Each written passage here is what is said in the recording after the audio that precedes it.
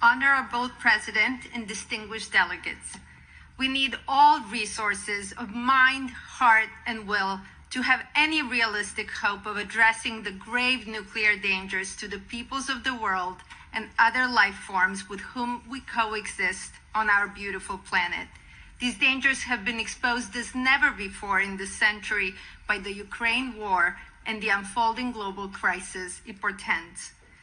Ever since atomic bombs were dropped on 2 Japanese cities in 1945, the peoples of the world have lived beneath a dark shadow of a potential nuclear catastrophe. Over the decades, more countries have acquired nuclear weapons, and at times, confrontations have raised fears that a war could be fought with this deadly weaponry. The Cuban Missile Crisis was an occasion on which a horrific nuclear war was averted, due mostly to good luck and prudent leadership. But rather than learn from this and many other close calls, 9 countries seem as determined as ever to retain this terrifying approach to protect the interests of their own societies and those of their allies, and to fulfill their global and regional geopolitical ambitions. The Nuclear Age Peace Foundation, since its founding more than 40 years ago, has stood for a contrasting vision of peace. We have insisted that safety and security of peoples depends on the responsible elimination of this infernal weaponry based on trustworthy international supervision. It is our deepest belief that the only path to peace and genuine security is through a solemn commitment to eliminate nuclear weapons. We must do so before their almost inevitable use tragically blights forever the prospects of the human species and its natural habitat for a brighter, sustainable, and peaceful future. It is our fervent hope that the Ukraine war will at last awaken people and leaders to these dangerous conditions and summon the political will and courage to embark on pathways of restorative change.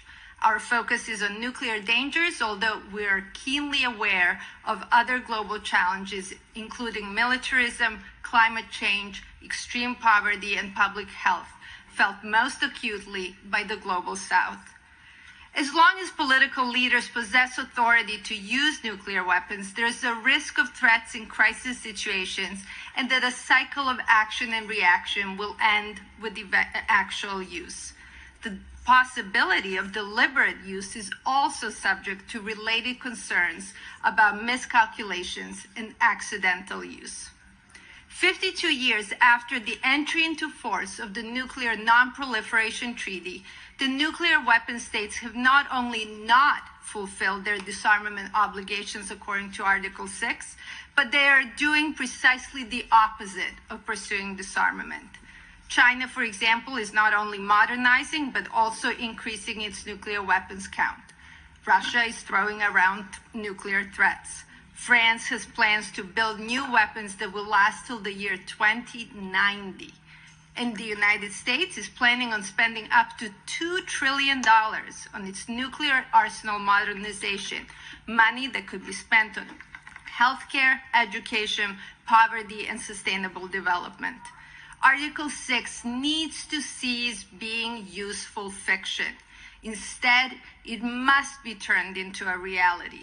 The Treaty on the Prohibition of Nuclear Weapons, or TPNW, provides a mechanism for this, and we call upon all NPT states parties that haven't done so already to join the TPNW.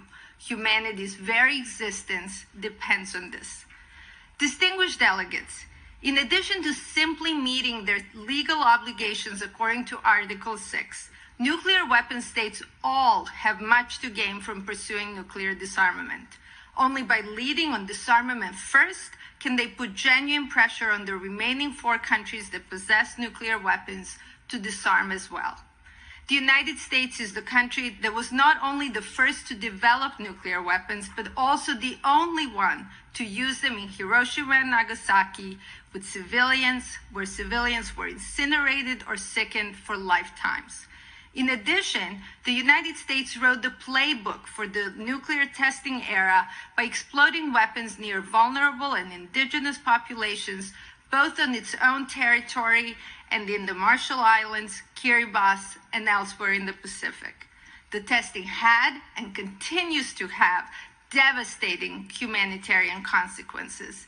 As such, the United States has a moral and ethical obligation to lead the world in disarmament, just as it aspires to lead it in other ways.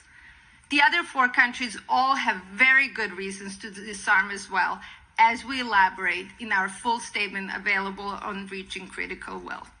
We're inspired by the deep wisdom of figures such as Pope Francis, Setsuko Thurlow, and the late Desmond Tutu, whose calls for a world free of nuclear weapons have sadly gone unheeded for far too long.